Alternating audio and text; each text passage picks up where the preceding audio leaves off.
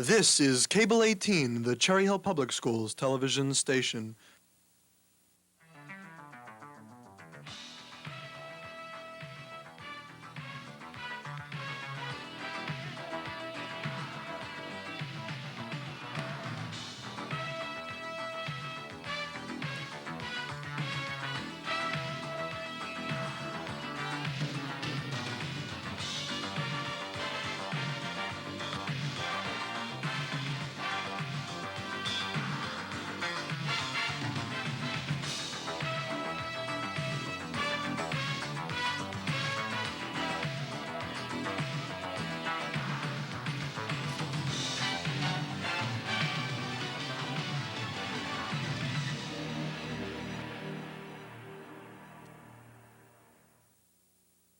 Good evening, and welcome to the West Report. I'm Tanisha Wright. And I'm Stephanie Gaziak. Last Thursday, the senior class held its prom at the Hyatt Hotel in Cherry Hill.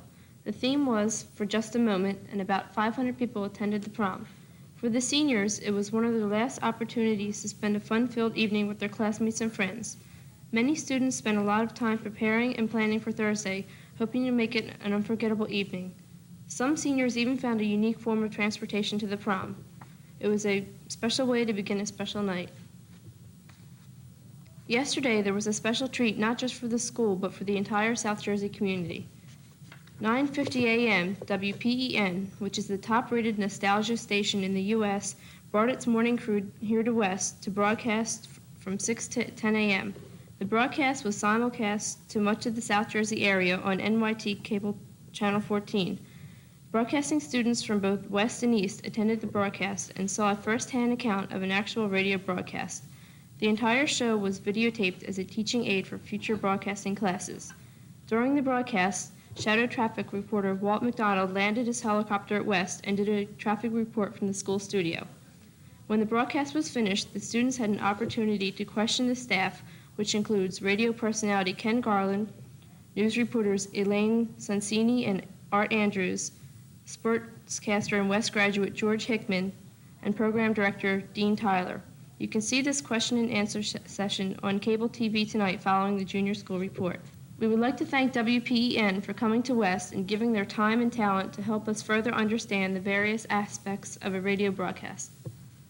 Josh, how did last week's wet weather affect West sports? Well, Stephanie, in baseball, last Wednesday's game against Pennsauken was postponed to June 2nd at Pennsauken. And last Friday's game against Cherry Hill East was played yesterday. Last Saturday, the baseball team finally saw action against Violin in the Diamond Classic opening round, which features the top 16 baseball teams in South Jersey. The baseball team defeated Violin by the score of 10-5. West is currently seated number 1 in Group 3 South Jersey tournament, and West is the defending Group 3 champion. The team will go on to play Pennsville this Saturday in the second round of the Diamond Classic tournament and will either play this Thursday or Friday in the state tournament. In lacrosse, last Wednesday's game against Rancocas was rescheduled to May 31st, and last Friday's game against Collingswood was rescheduled for this Thursday at Collingswood. Monday, the lacrosse team improved their record to 9-2-3 by defeating Mapleshade. And yesterday they played against Morristown in the first round of the state tournament play. We'll have the scores in next week's news. Finally, in golf, last Wednesday's game against Pennsauken was postponed to May 31st, and the golf team lost against Gloucester Township. That's the sports this week, and back to you, Tanisha. Last Wednesday, West held its annual spring concert in the auditorium. The program featured the Wind Ensemble, West Singers, Brass Ensemble, Orchestra, Vocal Workshop, and Symphonic Winds. The conductors were Mrs. Rosalind Osborne, Mr. James Rabick, Mr. Charles Williams, and Mr. Bruce Yorko. Most of the students participating in the spring concert received standing ovations. Congratulations to the music department for a job well done. Last week, the National Honor Society announced the names of the new 1988-89 Executive Board. The president will be Howard Levine, Vice President Jennifer Tercy, Treasurer Jay Kaufman, and the Secretary will be Rachel Coopersmith. Congratulations to all of these honor students in their new positions as officers of the National Honor Society. And here's Drew Hannes with another edition of What's Hip. Hi, I'm Drew Hannes, and I'm here to tell you what's hip. Well, this Monday, coming up Monday, is Memorial Day. And what does that mean? It's Memorial Day weekend here at Cherry Hill West, and I have with me two high school students, Elliot Cretney from the freshman class and Maria Laval from the junior class. And I have one question to ask everybody. What do you do with your Memorial Day weekend? Maria, what do you do with your Memorial Day weekend? Well, I'm going to the shore, hopefully, if the weather's nice. And I hope I have a great time, and I hope everybody else has a good time on the day off. Elliot, what do you do with your day off? Well, I'll probably do anything that doesn't pertain to school, such as play baseball, football, hockey, or something else, or I may go down the shore.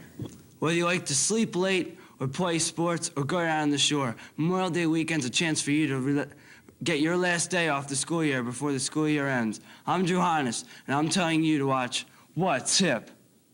School elections will be held tomorrow during homeroom. SGO and class officers will be elected. Students must be present during homeroom in order to vote. This Friday, May 27th, the Performing and Visual Arts Society, otherwise known as PAVIS, will present their annual festival. During the school day, arts and crafts will be displayed in the Delaware Gym, and the performing arts aspect of the festival will be held in the auditorium. The public is welcome to attend. And finally, for any male or female interested in rooting on West sports teams next year, there will be a cheerleading meeting tomorrow in room D3 after school. Trials will be held June 6th through the 10th. If you have any questions, see Ms. Russell in room D3. Please stay tuned for the replay of yesterday's question and answer session with the WPEN Morning Show staff following the junior school report. Thank you for watching the West Report. Please join us again next week at this same time. Good night. Good night.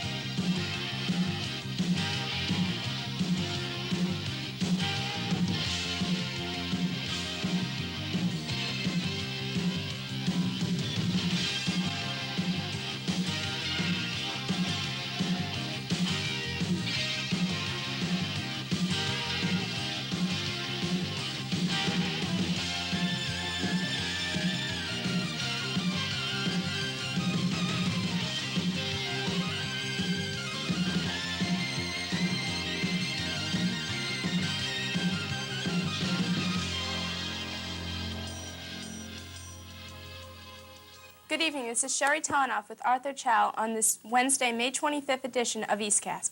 The weather is getting warmer and the school year is winding down, but East students are still busy as bees with all their activities. Top stories for this week are, of course, the fantastic senior prom, the upcoming Pavis Festival, the band trip, and, as always, updates on East sports. But the big story is yesterday's WPEN live radio show from our studio at West. 30 of our students were able to participate as the audience and were able to learn how a real radio show is prepared and produced. The morning show aired from West from 6 to 10. Students also enjoyed greeting Walt McDonald as he landed in his helicopter on the softball field. Ken Garland, Elaine Sonsini, Art Andrews, and George Hickman were joined by Dean Tyler, program director, and the technical crew to bring Cherry Hill East and West their expertise in the broadcasting field. Special thanks to WPEN Talent and to District Coordinator Alan Haas and Technical Director Gordon Hansen for making this experience possible for all of us. They had the time of their life. That was the theme of this year's senior prom. This past Saturday, May 21st, at the Phoenix Room of the Garden State Park, the class of 1988 enjoyed dining and dancing the night away. 880 people enjoyed the beautiful buffet dinner. Terry Pearl and Scott Hodis did a wonderful job as chairpeople of the prom. As a souvenir of the night, couples were awarded with Cherry Hill East beach towels. What an apropos gift. Last Thursday, the orchestra and choral groups held their annual spring concert. Along with the basic repertoire, the orchestra played the theme from Superman to commemorate the Man of Steel's 50th birthday. At the concert, music directors Eugene McGill and Joan Wilson presented 4 seniors the National High School Senior Award. Christopher Chan and Michelle Simikowski won the award for the orchestra. Leslie Dobrinsky and Rich Serrata won it for the chorus. The band concert, which is tomorrow at 8 o'clock, will close out another successful music program for the 87-88 school year. Congratulations to the newly elected girls' state delegates, Allison Bell, Lisa Farrell, Amy Shapiro, Marcy Shapiro, Nidhi Kapoor, and Kathy McCara. Alternates are Regina Zippel, Pam Daniels, Leanne Cohen, Jennifer Purnell, and Sue Magazine. East Marching Band is going to Walt Disney World on Friday the 27th. Mr. Huff, Mr. Grasso, and Mr. Yurko are in charge. The students were not required to go, but if they were short of the $460 needed, fundraising was available. Candy, magazine sales, cheesecakes, flowers, and hoagies were just some of the ways of fundraising the money. Marching in Epcot on Saturday and Walt Disney's 50th anniversary parade on Sunday will surely tire the band out, but after a whole year of hard selling, I'm sure they'll have a great time. The final TGIF night was a success. Mr. Steele and his band played a variety of great hits. Big Cities, a band that graduated last year, amused people with a small set of music. And finally, Green Eggs and Ham had people dancing everywhere. The usual volleyball and basketball games went well, while the ping pong and video games had students very interested. Pizza and soda were sold as refreshments, and the yearbook office sold candy next to the MTV videos. The liaison committee intends to continue the canteens into next year. This year, Adopt a Grandparent is in full swing. Chairpeople Janet Asherau and Lauren Brandt are already spending time with their adopted grandparents at their nursing homes. With more on this, here's Lauren's interview with Janet. Janet, what exactly is the Adopt a Grandparent program? At least once a week, we take a group of anywhere from 10 to 25 children, kids, high school students, to Meridian Nursing Center.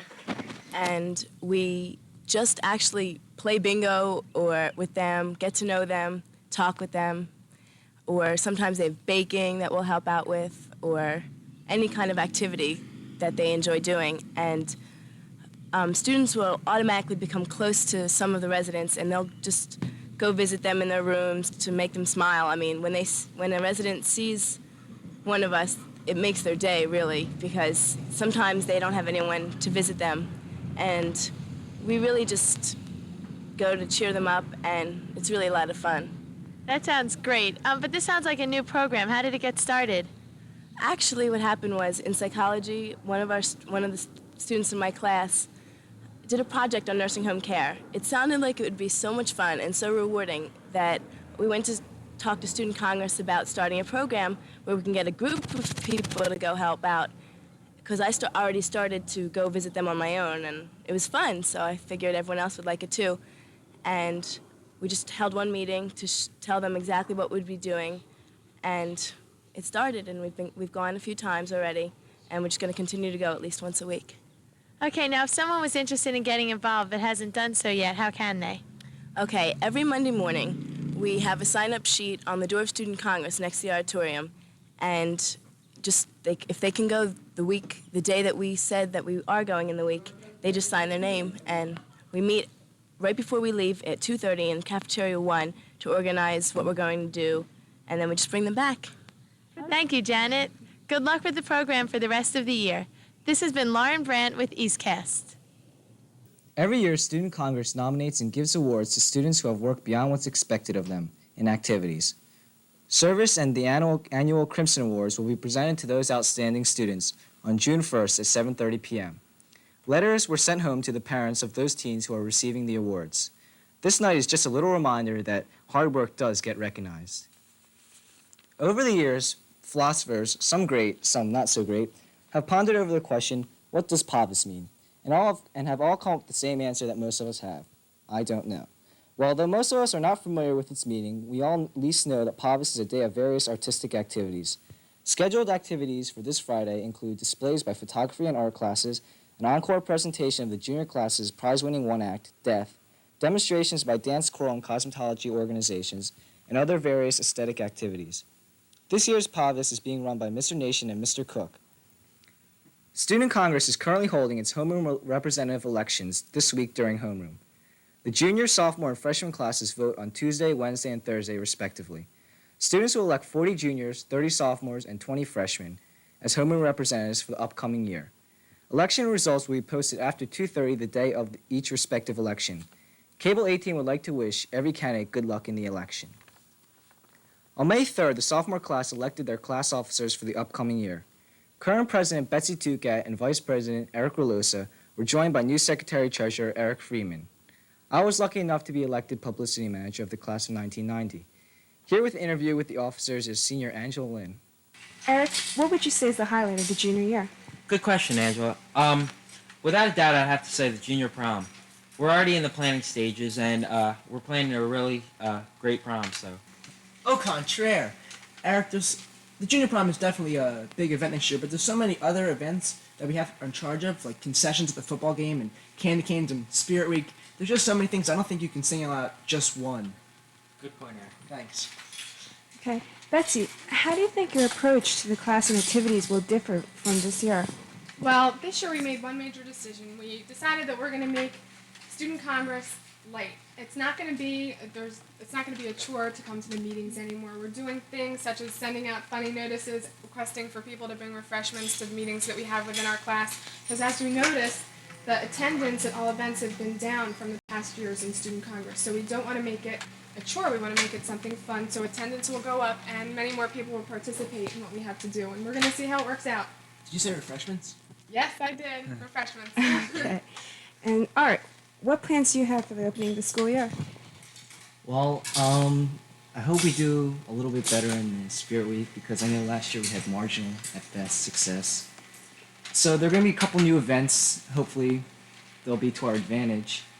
And I hope to get more kids out because last year we had kids do 3 events at a time during the same Spirit Week relay. So I hope we can get more kids out. Okay, great. Thank you. This has been Angela Lynn with Junior Class Officers for EastCast.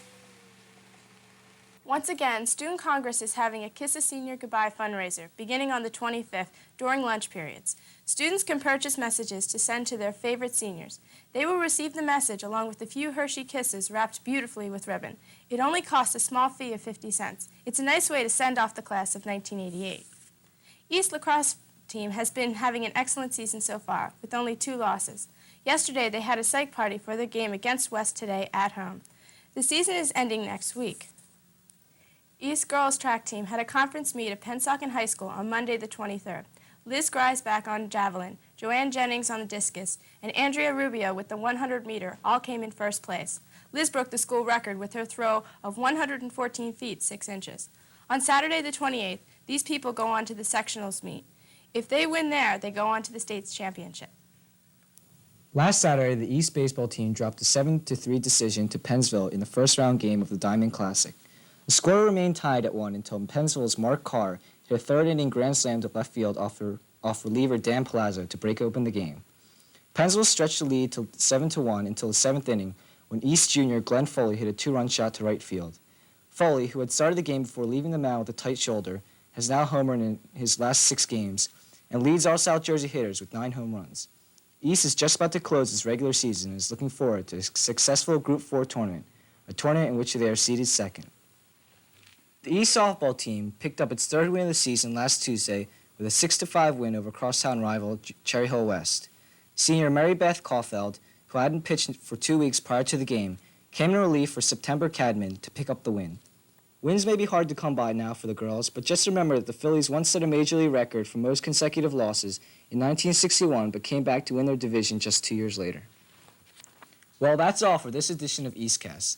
On behalf of Sherry and Miss Beck, I'd like to thank all of you for watching, especially those of you who had the patience not to switch channels to Jeopardy during our broadcast. Be sure to watch next week's EastCast. Stay tuned tonight for the question and answer session from WPEN's Tuesday Visit to West, hosted by Miss Peggy Beck. For Sherry Telnoff, this has been Arthur Chow. Tonight we leave you with Ophelia sunbathing in the Buff by the Iris. Good night, Ophelia. You did that?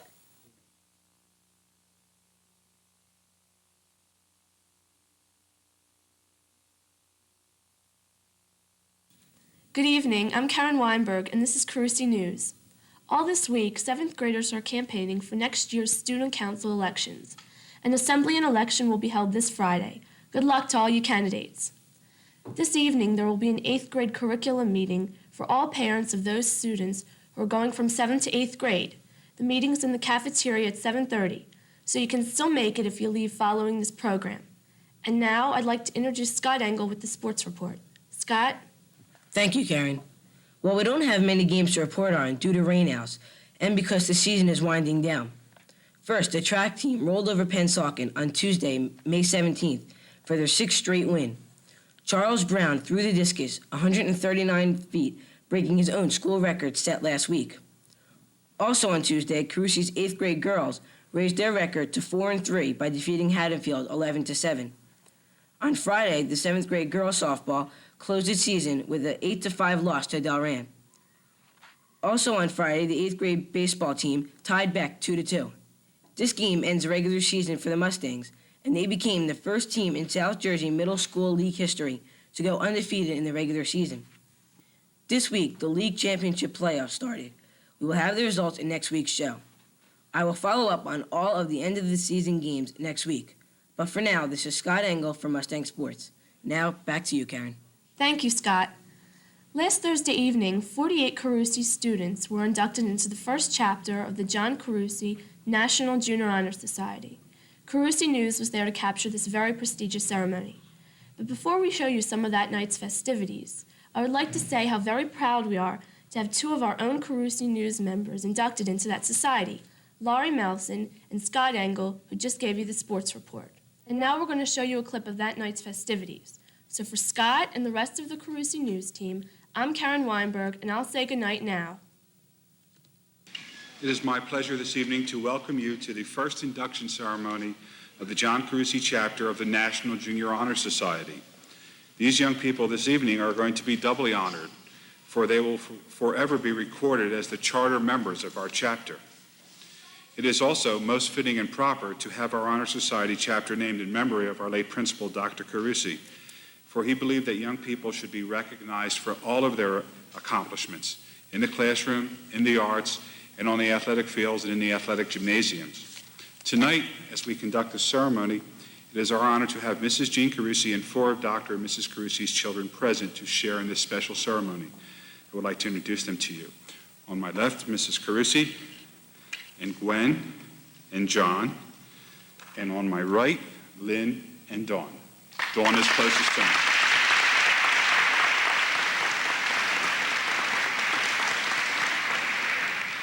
And now, Mr. Mancini.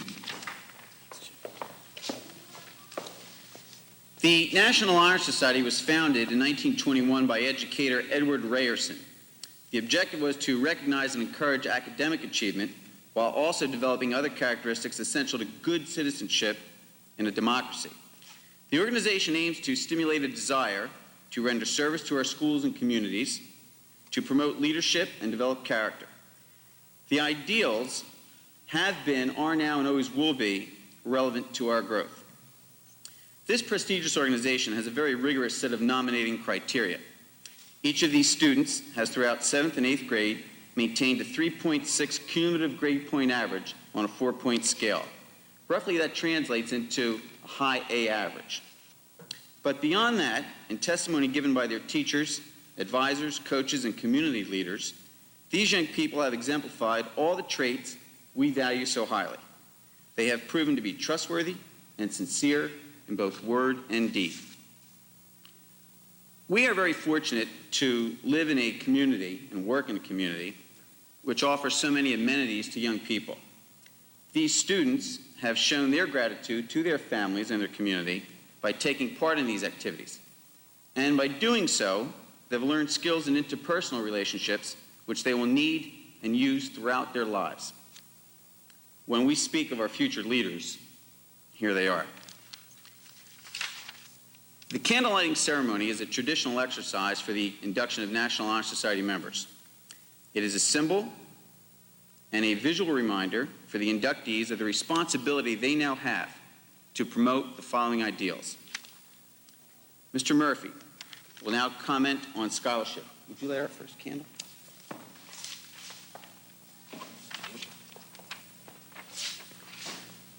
Scholarship means a commitment to learning. A student is willing to spend hours in reading and study, knowing the lasting benefits of a cultivated mind. We should continue to learn even when formal education has ended, for education ends only with life. Knowledge is one great element in life which leads to the highest success, and it can be acquired in only one way, through diligence and effort. Learning furnishes the lamp by which we read the past and the light which illuminates the future.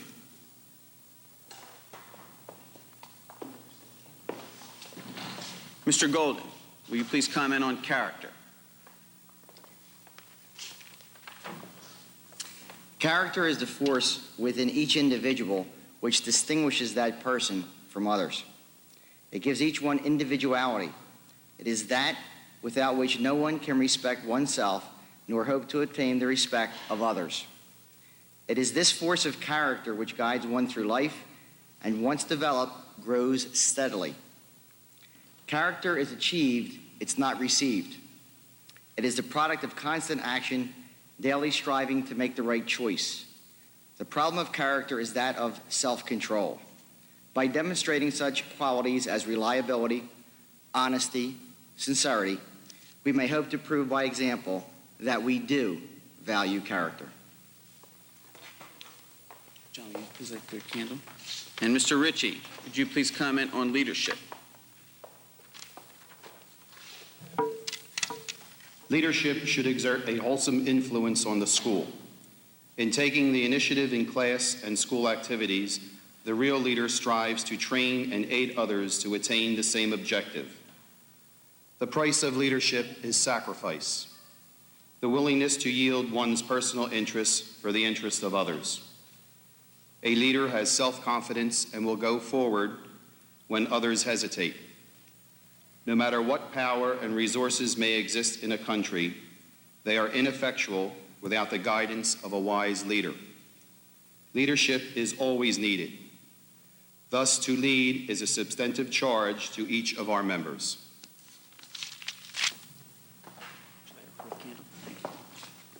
And Mrs. Lavallo, will you please comment on service?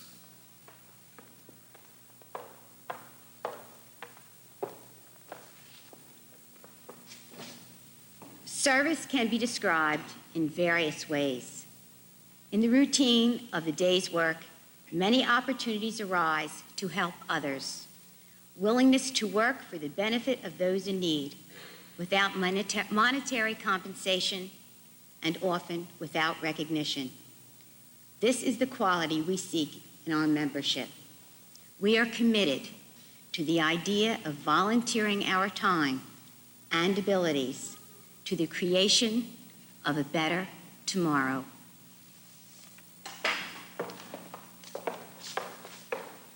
Scholarship, character, leadership, and service all stem from knowledge.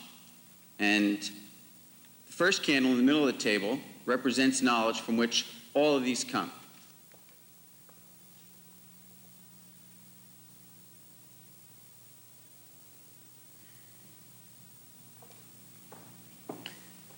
Inductees, would you please stand and repeat the pledge after me?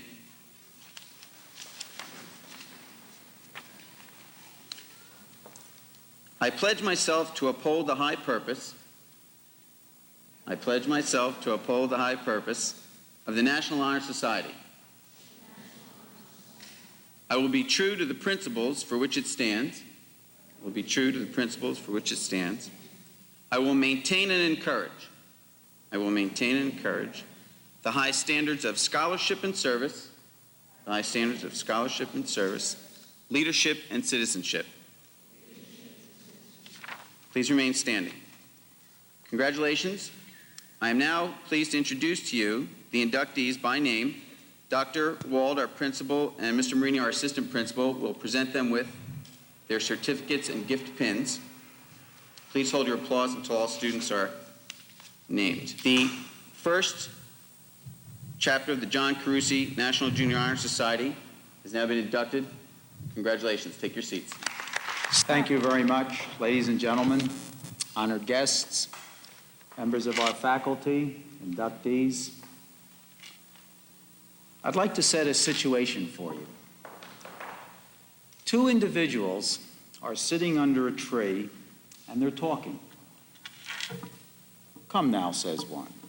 Do you seriously believe that William Shakespeare didn't plagiarize everyone from Plutarch to Bacon to Marlowe? He should be considered exemplary for his purloin abilities alone. That may be true, answers the other. But new research turned up by the British Museum and interpreted by Professor Bartlett of Oxford University would seem to indicate, shh, interrupts the first individual. The playground teacher is coming back and we're supposed to be playing hopscotch.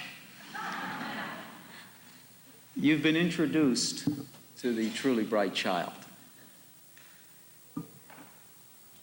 You've just seen one example of the kinds of things that you experienced as your children were growing up.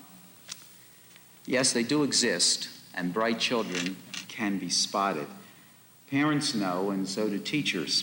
For the parent, it happens when mom leaves a note for Junior and comes home to find the message corrected for punctuation, spelling, and grammar.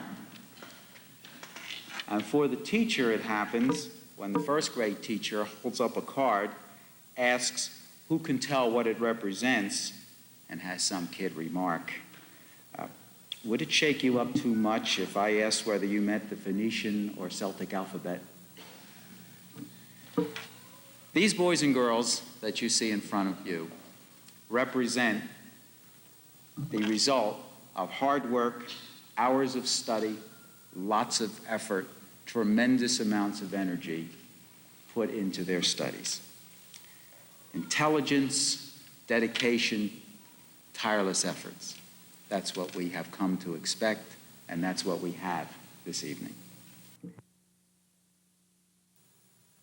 This is Cable 18, the Cherry Hill Public Schools television station.